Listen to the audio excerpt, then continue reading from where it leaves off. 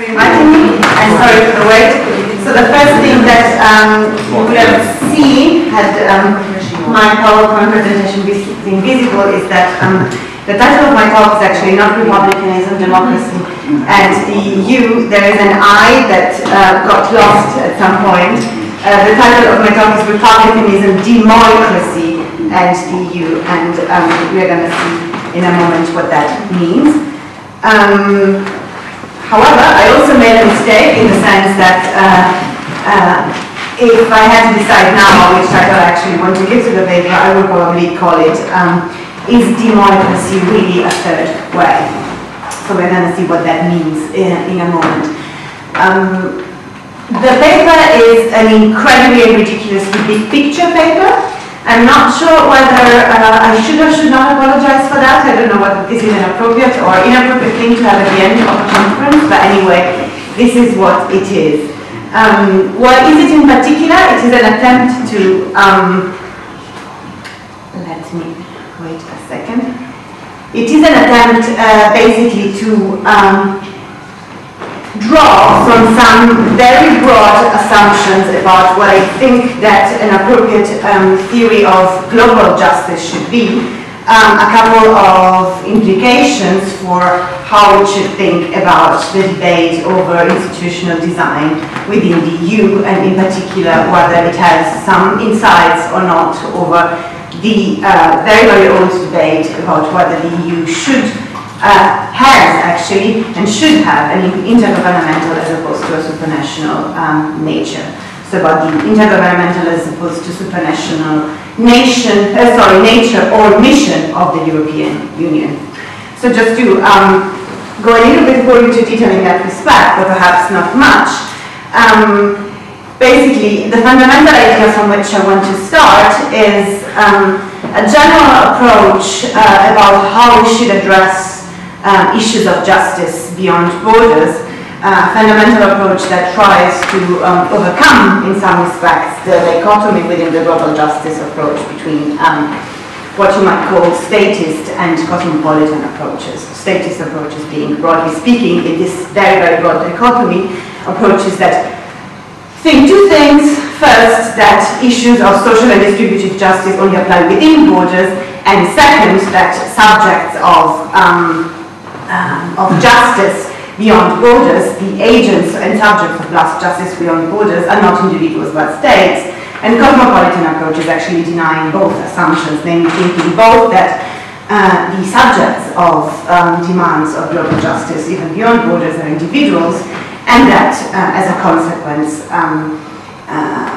issues of inter-individual social justice actually do apply beyond states as well. This is a very well-known dichotomy, and there are also fairly well-known attempts to actually overcome this dichotomy. The way in which I usually try and overcome it by arguing that even if we actually take states as the main subjects of demand and reciprocal demand of justice beyond borders, even if we actually take that claim seriously, demands between states under specific global socioeconomic and empirical circumstances are much demanding than many theorists, than many statist theorists take them to be.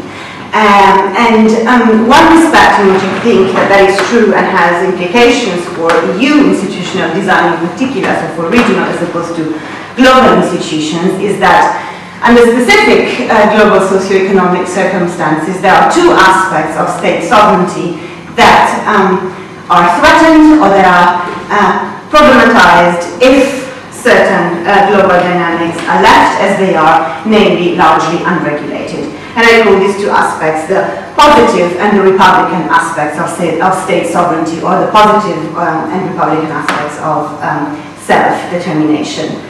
The idea being that if regulation does not occur beyond borders in a way that actually takes much more into account how the Republican and positive sovereignty of states are under threat, both issues of domestic social justice and of domestic accountability, democratic accountability, are under threat.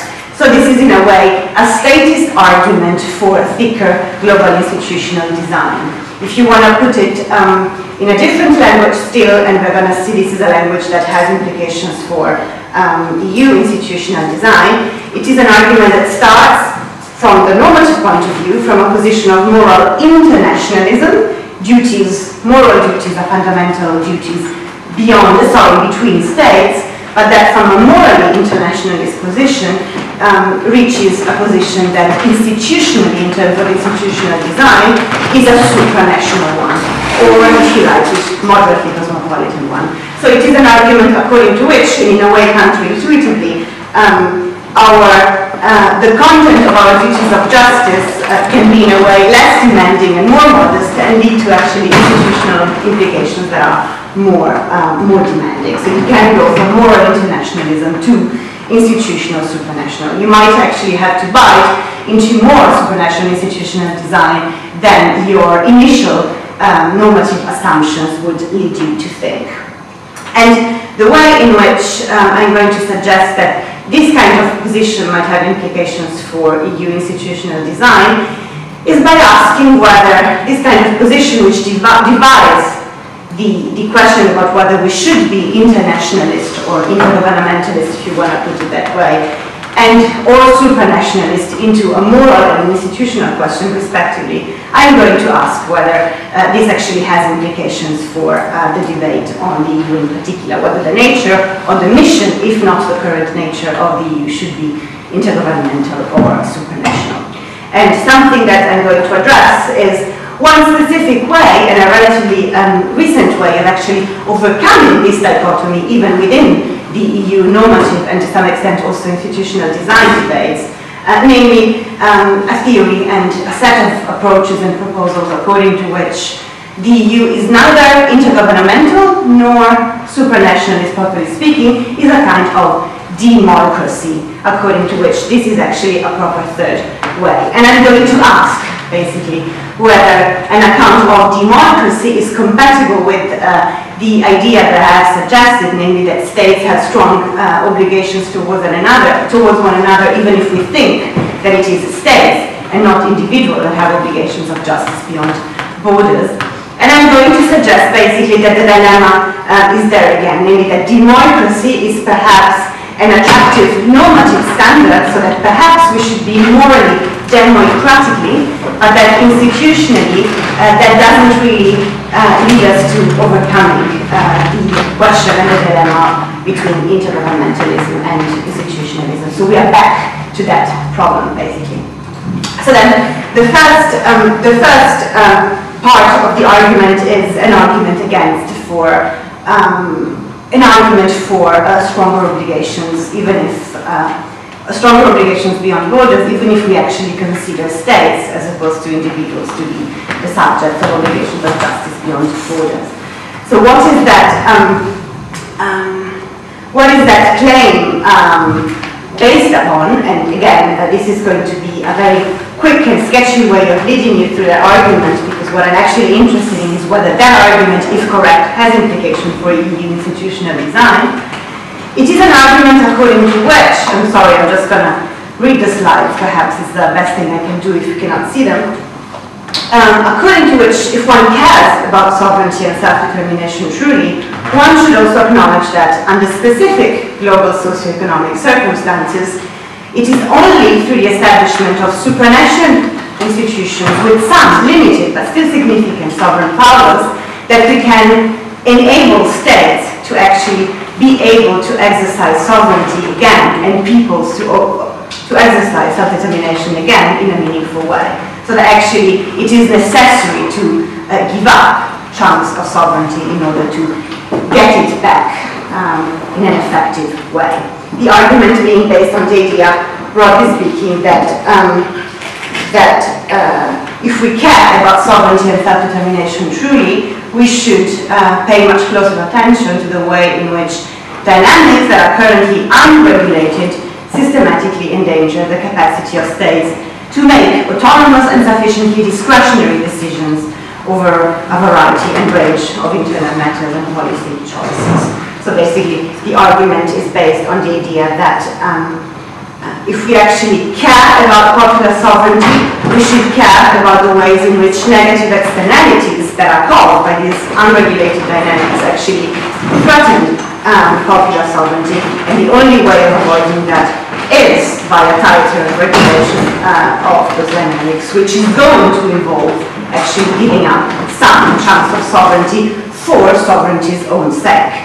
And of course, candidates of these kinds of unregulated dynamics are what are the usual suspects of a socio-economic globalization. So trade tariffs, escalating trade tariffs in particular, dynamics of tax competition, the proliferation of different kinds of tax havens, and new transnational forms of tax avoidance, labor competition arguably leading to races to the bottom in labor standards, or anyway the decrease of quality in labor standards, the volatility of unregulated global financial markets, and so on. So the argument is, if these dynamics are left unregulated, then states do not have sovereignty and self-determination in the way for which we care about states having sovereignty and self-determination to begin with. Why is this point usually neglected by statists?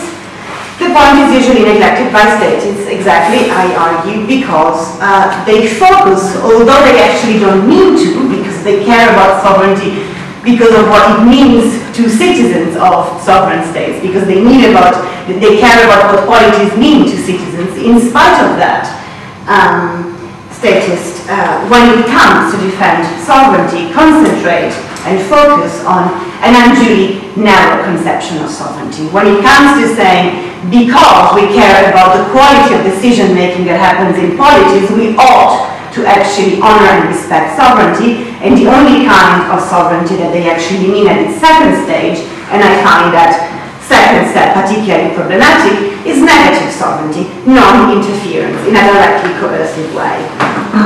Anything that does not follow. If you care about sovereignty and self-determination because you care about the quality of decision-making that can effectively happen within it, I think you should care about other aspects of state sovereignty as well, which I call positive sovereignty, following Robert Jackson in this respect, namely the actual and effective capacity for self-mastery, the actual capacity to decide which direction the polity is going to take on a range of discretionary issues. You might call that the problem-solving capacity aspect of sovereignty, and republican sovereignty as well. So republican sovereignty being the capacity of a polity to resist domination by other actors. And the idea is that both the positive and the republican sovereignty of states is actually threatened by unregulated global socio-economic dynamics, and that you might have to sacrifice some chunks of negative sovereignty for positive and republican sovereignty's own sake. Just to make two very quick examples, positive sovereignty is threatened by the kind of dynamics that I have mentioned a couple of minutes ago, when, for instance, phenomena of tax competition restrict the tax base of a state in a way that doesn't make that state capable of exercising the kind of fiscal sovereignty that it wants over its citizens, and therefore also to redistribute in the way it wants. Republican sovereignty is threatened when states, for instance, adjust their labor policies even before being threatened in order to please powerful transnational corporations or powerful transnational non-state actors of other kinds, or where, in order to make an example that is not just restricted to social justice but also to democratic accountability, when, for instance, when governments take decisions that are based not on public opinion, not on mechanisms of internal accountability, but in order, for instance, not to upset global markets. That's a case of lack of republican sovereignty. The polity is dominated. So the idea is precisely then that the lack of regulation of these phenomena threatens the positive and republican sovereignty of states. And when this happens, both justice, social justice, and democracy are undermined, in that states lose both the problem-solving capacity that enables them to actually implement socioeconomic policies of a specific kind, but also undermines more procedurally the capacity of a state to be responsive not to external pressures, but rather to internal mechanisms of accountability. So that's why it is a problem for both social justice and democracy. What is the institutional response to that? The institutional response to that is precisely what I had suggested at the beginning, that we actually might have to swallow some institutional moderate cosmopolitanism or some institutional supranationalism for moral internationalism's own sake. Namely, there is no other way but to actually exercise tighter and stronger and more effective forms of supranational regulation, if this is actually the case. So there is a need to bind the power, the public-like power that private actors actually have transnationally, if these dynamics keep on being unregulated, in ways that go from implementing effective, regular and coercive sanctions on tax havens to implementing, for instance, a mandatory minimum income and business tax rate, implementing minimum labor rights, taxing financial transactions. Of course, those are very well-known examples. So these are all mechanisms that would need some supranationalization, that would need some transfer of sovereignty to the supranational level, but for sovereignty's own sake. So you do give up some negative sovereignty in order to get some positive and republican sovereignty back. Of course, how this is to be balanced is a very, very complex dispute. That's not what I want to address in this paper. So I don't think that what I do in this paper hinges upon the plausibility of one specific balance. What I want to suggest is that this kind of approach is, at least initially plausible, has some very important implications for how we think about EU institutional design. So of course you have to be very, very careful if you only want to transfer those kinds of powers that will allow you to actually give positive and republican sovereignty back to states. That's a very, very complex equilibrium. So exactly, the idea is we need then to swallow some institutional supranationalism for internationalism's own sake.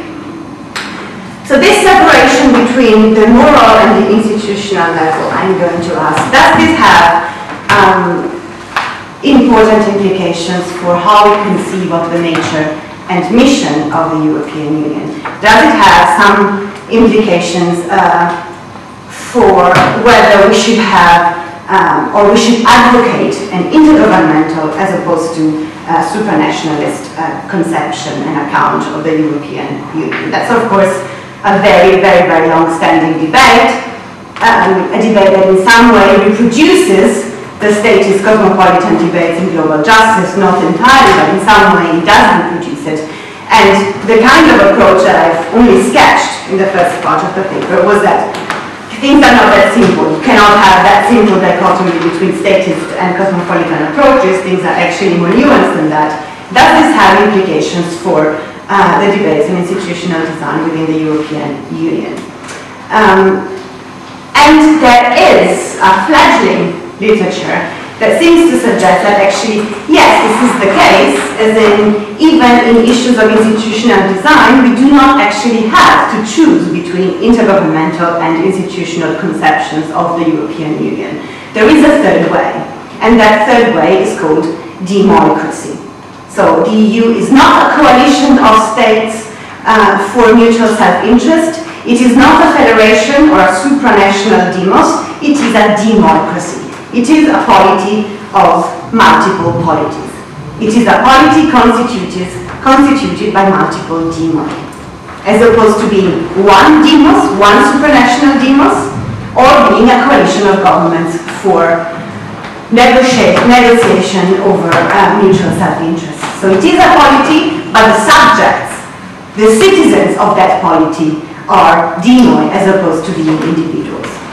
This is an approach that has been put forward a couple of years ago by Calypso Nicolaides, and that is actually getting quite a lot of attention, both in EU debates and growingly also in political theory by people like Francis Cheneval, but also Richard Bannon.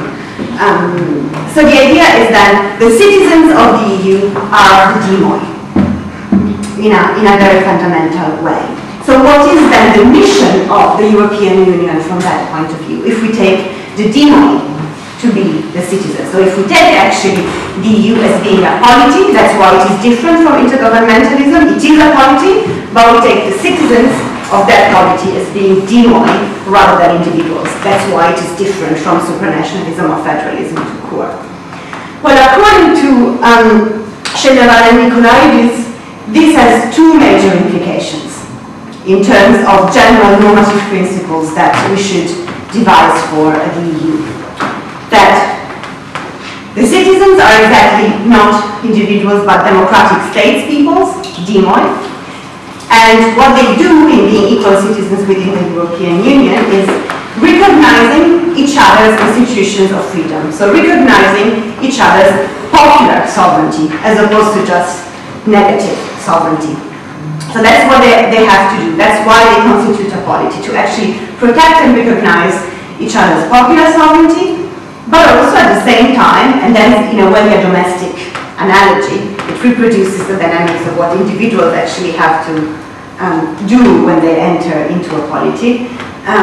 In doing so, in respecting their popular sovereignty, they should take into account the negative externalities that their democratic decisions have on each other and on the fundamental rights of citizens of other states' peoples.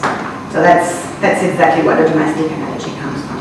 So why is that appealing, or why does it seem to have some initial analogy with the position that I had sketched at the beginning of, in the first part of the paper?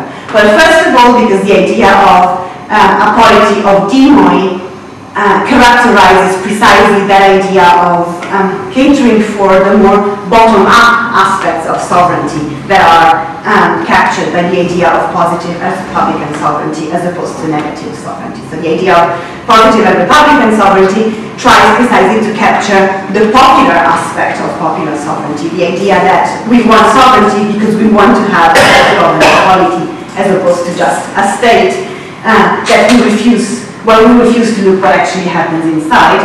So that's one reason why democracy seems to be very close to that. And the second is, of course, this idea that the duties that polities have is the duties to care for negative externalities, and that might actually be more demanding than we think. So there seems to be some initial similarity between these two positions. What are then the main features of democracy from an institutional point of view according to its advocates? And this is where it really becomes interesting. Why is democracy, according to the advocates of the democratic conception of the European Union, an alternative to the dichotomy between intergovernmentalism and institutionalism, not just from a normative perspective, but also from a concrete perspective of institutional design? Well, you might say in a slogan, because it gives it tries to reconvert the attention to what happens in domestic polities. What happens in domestic polities with respect to EU decisions, however. So it doesn't concentrate on supranational institutions of the European Union. It doesn't concentrate on intergovernmental institutions of the European Union, because neither of those concentrates on what national demoi, speak national parliaments, can do to actually take a more active role with respect to European policy making. So the idea being then, if it is the demoi themselves that are the citizens of the polity of the EU, it is the demoi themselves that should be equal members of the European polity. Not governments or governments' representatives, not people, but peoples, speak national parliaments. So the argument for democracy from an institutional perspective is an argument for stronger discussion, stronger participation of national parliaments in EU policy making, for discussing and deciding about EU policy making in domestic parliaments more than is currently the case. So the main instrument institutionally of democracy is a more active role of national parliaments in EU policy making. And is that already happening? So is that a reason for actually saying that the EU is already a good democracy or not? Advocates of the democratic conception of the European Union are very are actually in quite large disagreement in that respect. They go from saying that if we actually look at the democratic conception of the European Union, then it is actually not true that the European Union suffers from a democratic deficit. That's something that, for instance, Nicolaides has been arguing.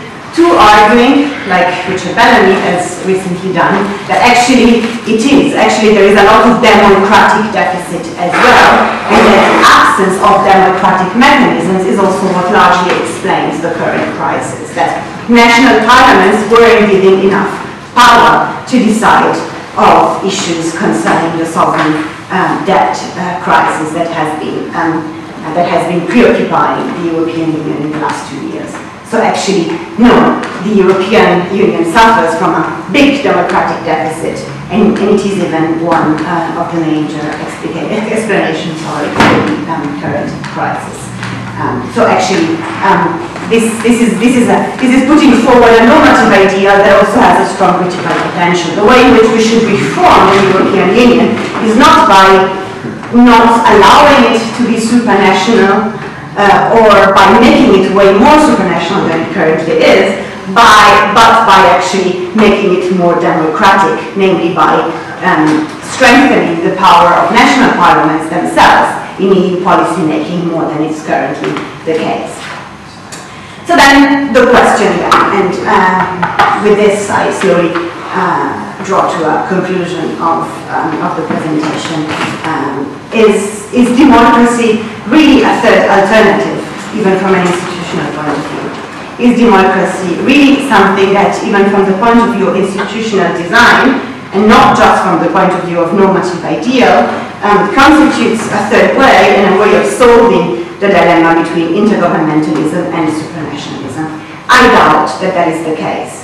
I think that actually the issue of institutional design and the issue of deciding whether to go for the former or the latter, or at least which balance to have between intergovernmentalism and supranationalism, actually comes back. I think there are probably many reasons for thinking so. I'm just going to mention 2 reasons to you. The first being that there is a lot that you have to do from the point of view of institutional design to actually give national parliaments the power to decide on EU policy making. It is not just a question of laziness on the part of national parliaments themselves. So if crucial areas of EU decision-making power remain safely in intergovernmental hands, as it currently is, the issue of whether national parliaments are or are not going to discuss more on EU policy issues, or even vote on EU policy issues, is going to remain not necessarily irrelevant, but much less relevant than some enthusiastic democratic advocates seem to suggest.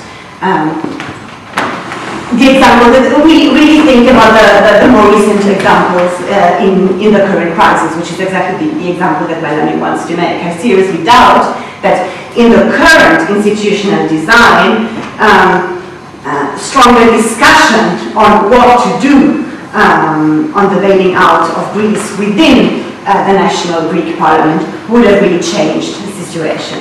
And here I think what I said at the beginning of the paper might be useful again. Recall that I've been talking, among other things, on the importance of the Republican sovereignty of states, where Republican sovereignty is exactly the power of a polity not to be dominated, and domination in a Republican sense can occur even when no direct interference is actually at place. So Republican sovereignty is undermined even when negative sovereignty is not directly infringed upon. Republican sovereignty is undermined even when we anticipate and adapt our preferences or our behavior, knowing that punishment is otherwise likely. And I think that's exactly the kind of scenario that we have. So in order to actually have more democracy, in order to actually have national parliaments not just discussing and deciding and voting on EU issues, but actually having the power to do so, there's a lot of institutional change that we actually have to do at the EU level itself. And I think that at that level, in the current situation, that is not going to change. There is a lot of institutional design that we have to do. And I think that at that level, the question of do we need more supranational EU is going to come back. So this is the first point, that It's not just about national parliaments doing more, but it's about national parliaments having more power in the EU, and that is going to require institutional design, where the issue of supranational or non-supranational conceptions of the EU is going to come back. And the second, perhaps, or arguably even more important issue is, and the final one, is going back to negative externalities. So demo actually taking care of negative externalities that they might have that they might actually exercise on each other. And if we take the idea of demo seriously, and in a way we overcome the domestic analogy, if we take demo seriously, then demoi are not like individuals. Demoi are actually internally complex collective agents. So negative externalities that demoi can have on other demoi are not just blank harms that I can do, harmful effects that I can have on another demoi taken as a black box. When I make another demoi unilaterally and uniformly worse off by decisions that I make in terms of pollution or in terms of economic decisions, you name it. But negative externalities that demoi can have on other demoi are also externalities that are going to affect how the demoi is internally structured. They are going to determine, in a way, the internal quality of the demoi as a polity. And that is, I think, precisely what I was referring to in the first part of the paper. That's exactly what these unregulated dynamics cause. They cause an erosion, a deterioration in the internal quality of the demos. So we actually have to look inside. We have to look at negative externalities that change the institutional characteristics of a demoi, that change relationships between different parts of another demos, that change, for instance, relationship of social and political equality within a demos, that change, for instance, power relationships between labor and capital within a demos, that change inequality relationships between the demos. And if that's the case, then I think that the issue of supranationality comes back. So if some of the negative externalities that demoi have upon one another under conditions, for instance, of high global market interdependence, is that the power relationships between labor and capital is actually enhanced and exasperated, and one way in which that actually occurs, or one way in which that might occur, is by the fact that labor in one demos is put in competition with labor in another demos. Then it seems that precisely the only way of solving that problem is by going supranationally, by establishing mechanisms according to which similar social groups in different countries can unite forces, and only supranational institutions are going to allow you to do that. Only supranational institutions are going to actually allow you for coalitions between similar social groups that are equally damaged by the deteriorating quality of the demos to actually join forces and exercise political action in a way that can no longer do at a national level. Because precisely, if we keep things at the national level, labor and labor are seen as competitor and not as potential allies politically. So in a way, the conclusion of the paper is very boring, and this second aspect in which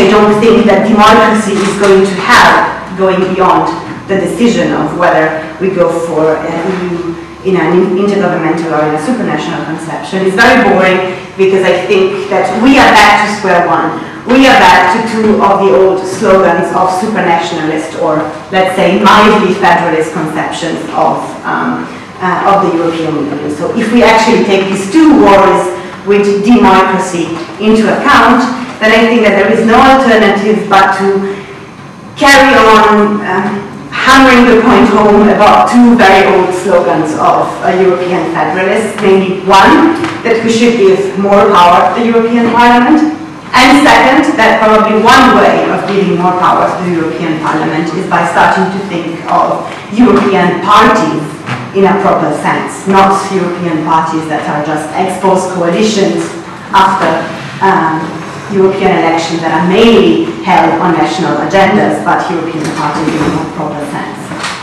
With a mildly optimistic clause of something that actually can be done even without institutional design, namely the European Parliament in a way already has a little bit more power than we sometimes perceive.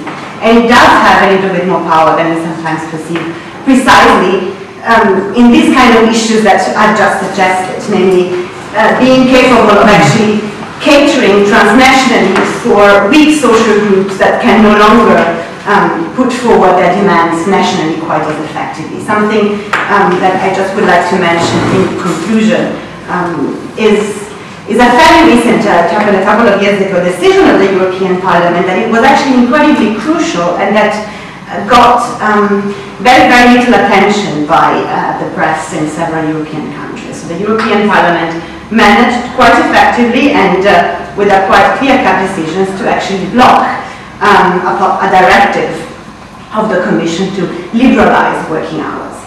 So actually some of that power is already there, and in that respect Bellamy might be right that some possibilities of the European Union are already there without doing a lot of institutional design. We just haven't realized it yet.